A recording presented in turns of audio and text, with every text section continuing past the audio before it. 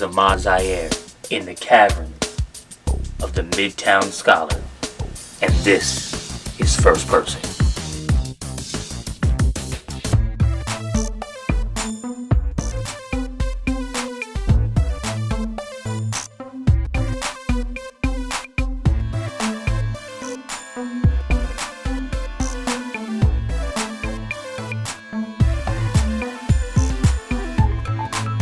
Hello and welcome to First Person. First Person is all about the who, what, when, where, why, and how. We ask a random question and then we let each person have the last word. This is First Person.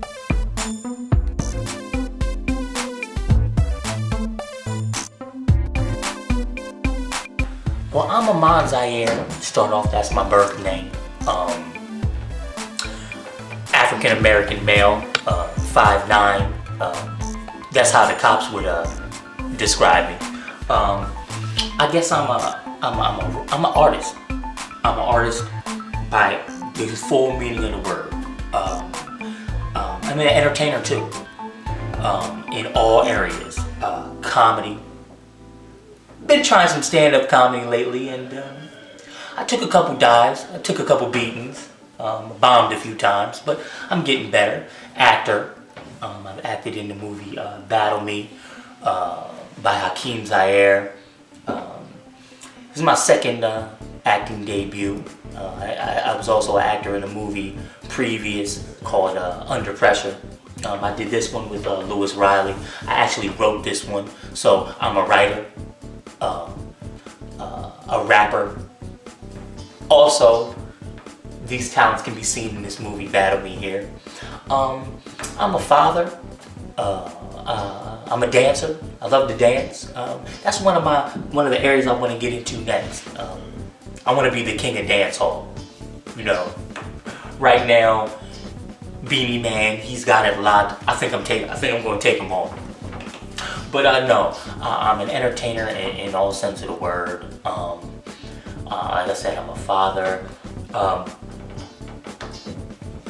I'm also into mechanics too. Ever since I was a young man, growing up in Harrisburg, Pennsylvania, we come from a small family.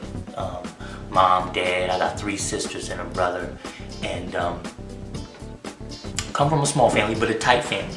There wasn't really that many aunts and uncles around. There were some family gatherings, but for the most part, we did everything as a tight-knit family, and we're still tight to this day. And that's why we all collab on all the projects we do, whether it's film or music or anything of that sorts. But when I was a kid, my dad was a performer in the community. He used to open up for James Brown, and that's where we got a lot of the music and dancing and the entertainment side to us. Now, Mom was a scholar. She went to Spelman, and she studied chemistry, and that's the we got a quiet side, a more educational side too. And I think when you meet those two, you get a lot of the magic that happens behind the scenes. We can do the acting, and we can do the research and write the movie too. And I think when those two worlds collide, you got a good marriage. And my mom and dad are still married to this day. But what I was saying earlier about my mechanical side, I've always been interested in modern mechanics. I used to always rip open a toaster or rip open a phone to see what was going on inside, and I'm also interested in that. So the money that I can make in the entertainment field would feed my my interest in modern in mechanics. I'm a father of 2. I have a son, Razak, daughter, Zahira. She's 6, he's 3. And they're a joy in my life. I mean, I do everything with them. It's just so amazing to me how fast they're growing, how fast they're learning, and to see my charisma or my character characteristics come alive in them, but through their own interpretation of it, and it's cool. I really like being a dad. I'm not 100% sure. For those who know me closest, know that I'm a spiritual man. I have a sensitive side. I have a passion for the human condition, and I like to help people. But then there's other people who know the star, the eccentric side of me, who makes sure when he's on set, he needs grapes, and or he's going through his trailer. I've got a flamboyant side to me. You know what I mean? I like to wear loud jackets and the flashy colors. But then there's a smooth side to me that is sometimes in all gray and all black. I hope people don't get one or the other interpretation of me alone. I want everyone to know that I have two sides to me. And I want them to be on the lookout, because you don't know what's coming up next, what areas I'm going into next,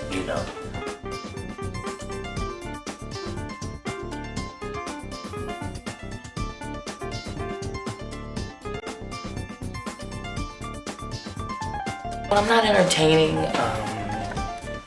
I'm a serious health nut. I don't know if a lot of people know that. I've been a vegetarian for 4 years, and I jog, I train at the USA Boxing Gym out there it was on Derry Street and it's on Paxton Street.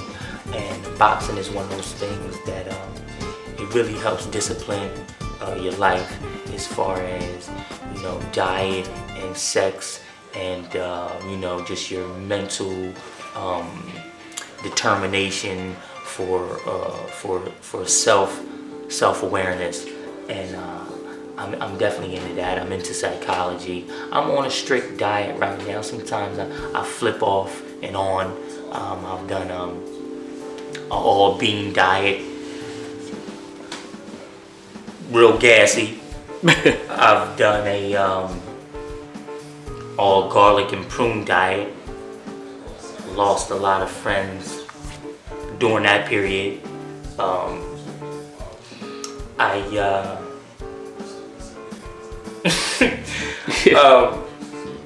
Like I said, I spend a lot of time researching and reading about the brain and how it works, and I'm really interested, and what gives me the most joy is sometimes meditating on the complexities of existence. A lot of times people don't have to take out time to sit there and think about, how all the inner workings of a cell or other inner workings of a hair follicle or something, man. There's just so many complexities to just life. If you don't stop and notice it, you can get bored and always need to, find some entertainment, find something to watch on TV, or go skating, or go do something. But sometimes you can just sit there and be in awe of what it is that creation is, you know what I mean? So, I do a lot of self-reflecting about my life, and, when I'm not being a father or entertainer, that's what you can catch me doing. What I would love to do is travel. I want to go to all the islands, all inclusive, nude beaches. There's always been an interest of mine. I'd love to go to Nude Beach in Jamaica and get my groove back, work for Stella. Travel, man. Cruises, scuba diving, hang gliding, parasailing, mountain climbing. I'd love to do it all.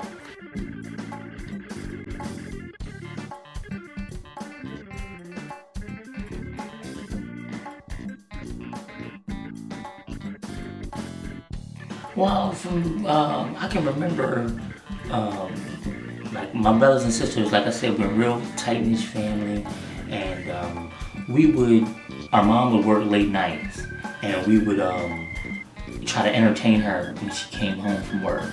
So we would come up with little dance contests and little songs to perform for her when she got home after a long day of work. And from all I can remember, it was just always like, you know, at my grandma's house impersonating Michael Jackson or impersonating Prince. So I think we were always, like I said, since my dad was into such entertainment, there was always music in the house, jazz, and he would play the piano and the flute and harmonica. So it was always some entertaining going on. We were always creative. We always wanted to know how things were constructed. I remember when we got the first Nintendo came out, our grandma got us the first Nintendo, and you know, after we played the Mario and we played the games, we got kind of tired of them. We said, okay, we know what, we want to come up with a game that we would like to do. So we were always interested in learning the behind the scenes of everything, because we always thought we could do it ourselves. So I remember that we sat there, we drew up a whole video game, the levels, the characters, you know, packaged it up and sent it to Nintendo. I mean, the company, and we were like 10 years old. And they sent a letter back saying, you know, thank you for your request. And it takes a long time to make a video game, but keep trying. These are some good ideas, just keep trying. And I think after I saw that, I realized that these people are just like us. I mean, it's possible. We could really make our own video game. So I guess we could make our own music video. We can make our own music album. We can make our own movie. So I think that we never put any limitations on ourselves. Especially I haven't. I mean, at least I haven't. And I always thought that whatever I was interested at the time, I could achieve. You know, not to say it was easy. It was going to be easy, and it's always been a learning environment to get to what you want. But if you're determined enough and dedicated enough, you can get there.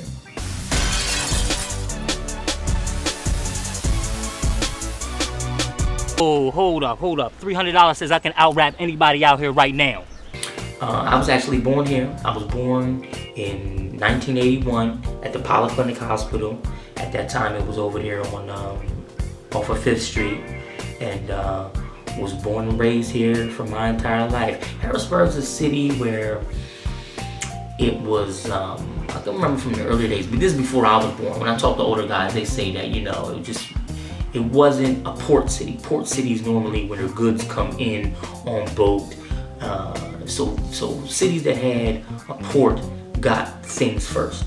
They got the fresh clothes. They got the newest gizmos and gadgets. They were just up on fashion and entertainment first. We would always get it later on, you know, and earlier on when there was no like TVs, only the radio. You wouldn't know how the people were dressing up in Harlem unless somebody came from Harlem into Harrisburg. And so I think Harrisburg's always been like a second late on the trends and everything. Of course, that's changed as the internet and time has gone on. We can get everything that everybody gets all at once. But Harrisburg, I think in those early stages, never really took a ownership of itself. It was always kind of like a borrowing city. I'll borrow style from here, I'll borrow a style from there. You know, never really had, I don't think it had an original style, you know. So I think it's been a collage and a collection of all the major cities in the US, and I think that's what makes us unique. Because it's a mixture of it, you know. Well, in the entertainment field, you have to be where the business is. Location is very important. You got a lot of film going on in New York, LA, Atlanta.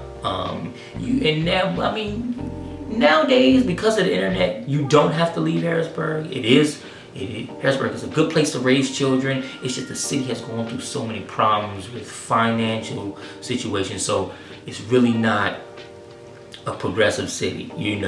It's not. Job market slow, entertainment field slow, so you want to be around the most resources. I mean, any mammal, when the resources dry up, you gotta migrate, So I don't know what I am going to leave.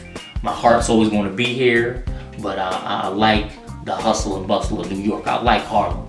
I like it's fast paced. I like the confident people, and it is the platform. They have the platform that I want to be on. It's Apollo, baby. The Apollo, baby. Right there in Harlem.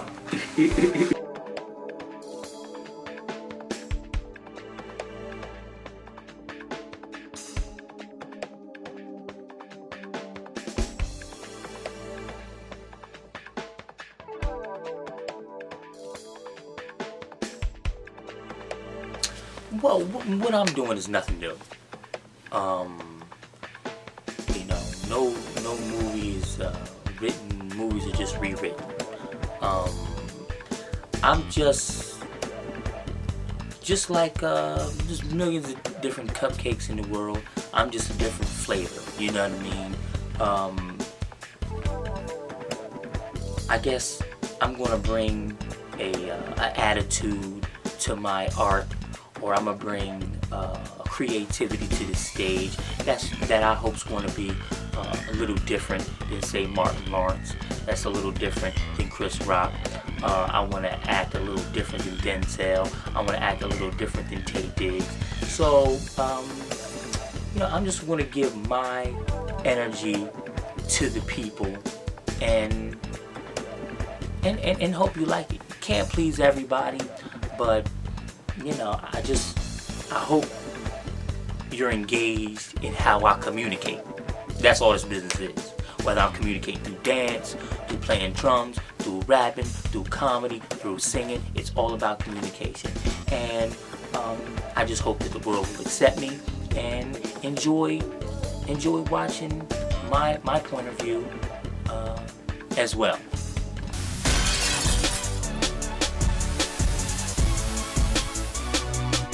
Yo, I got young and ticked off. He mad cause I seen this girl topless and she got bigger knockers than Rick Ross. You can go to Facebook under Ahmad Zahir. Working on a website. It hasn't been done yet. I guess you can always come in to the Midtown Soul and pick up a copy of Battle Me. It's a feature film, again, by Ahmad Zahir. You can go to Harlem, New York. It's in Black Star Video. You can buy it offline at www.blackstarvideo.com. Get ready. I'm going to be coming to a theater, into a music store, or a library near you. I'm going to be everywhere. It's going to be hard to miss me. Whether I'm on a billboard, on the side of a bus, skydiving, who knows? But you keep at least one eye open. You'll find me. Man, I got a great idea right now. It's a family film. Can't drop that yet. But man, I wake up with ideas every day. My problem is I did a lot of the writing for Battle Me, but I haven't studied the art of writing. I don't know the real format. And as I get more, as I get more focused and determined, I'm going to have to learn that side of it too. It's almost like engineering schematics. You know what I mean? you should be able to take your blueprints or schematics to any engineer, and they should be able to figure it out. Well, that's how it is with script writing. You should be able to take your script and give it to any director, and they should be able to figure it out. So that means they have a set standard that it has to be written under, and I don't know that standard yet, and I think I'm shorting myself that way.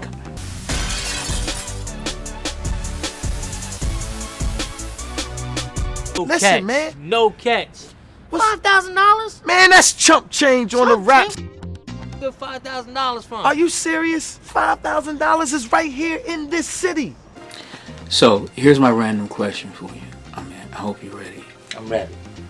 Okay, so you get contacted by an agent, or you bump into an agent, like while you're in New York, and you're suddenly gonna get to play a role opposite of like the biggies, like Al Pacino and Robert De Niro and Denzel Washington, maybe you're his son or his partner, so you got this role of a lifetime, acting opposite Denzel, backing that up with like, you've got like De Niro and Pacino, and there you are, man. Now, how are you gonna prepare for that role, Man, I'm telling you, those are the heavyweights. I would have to read the script. The character that I'm playing, I would have to really learn that character.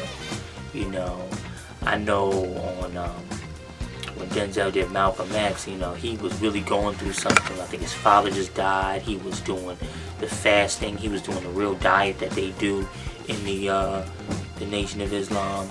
And so he actually really became that character. So whatever I'm opposite Denzel for, whatever character I have to portray, I gotta just be him. And listen, learn,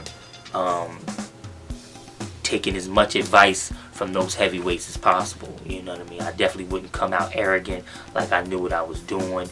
And if they did choose me, then they obviously seen something in me that they like too. So I would just remain humble and do my best. But I would really try to own whatever character I was trying to portray, or whatever character they needed me to portray for that set film. Here's the next part of that, okay? Let's say, as part of that role, okay, you're in a fight scene with Denzel. Okay. You guys are in a fight scene, and you let loose just a little too much. Catch him. And you catch him. He's cool with it, but... I mean, Denzel's, he looks pretty resilient, He could probably take it, Think he can take a punch, huh? I think he could take a punch. He was Hurricane. He did Hurricane Carter, and I know somebody slipped up and caught him on that. He was a boxer or something else, wasn't he? He was a boxer, and that was Will Smith. But hey, I let him get it. If I hit him, I say, go ahead, get your revenge. Go ahead, get a hit. And man, I'd be lucky. I'd try to take a picture of it and get it autographed, man. You know what I mean? That'd be a lucky punch. No, but just being in the atmosphere with him, that would be dynamite, man. All the hard work would lead up to that. I'd really be ecstatic. It's just that's a dream of a lifetime. And wow. And the question you just asked me put in perspective that, you never know. You could get that shot. Would I be ready if I get that shot? And that's a lot about fear, man. You gotta really conquer fear. Stand-up comedy is how you measure your fear, I'd say. More than skydiving, I think, man, because public speaking is one of the most fearful things to do anyway. But trying to be funny and in front of a crowd of strangers, man, believe me, I thought I was afraid of needles. Get up on that stage is frightening. But you know, and that's the beauty of life, of living. Test those limits. See how fast you can run. See how high you can jump. See how far you can climb. You know, see how much pain you can endure. You know, test those limits. And all the greats are great at what they do. So, you know, you want to get into the arena with a Denzel, get into the arena with a Money Mayweather. Believe me, you can't have no fear on you. You gotta shake it off. Gotta conquer that fear, baby. Conquer that fear. Conquer that fear every day. Just splat. Okay.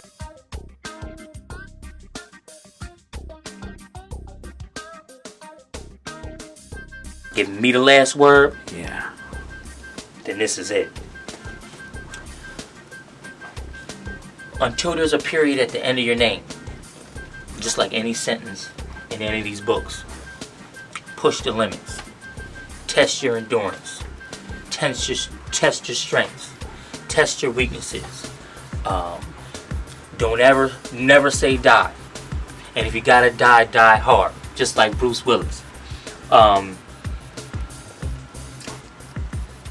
There's so much out here to discover.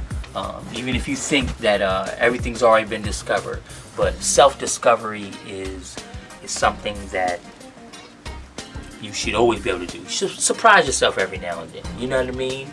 That you can step into an arena that you know nothing about. That you can step into an arena that you used to be afraid of. That's it. No fear. Test the limits.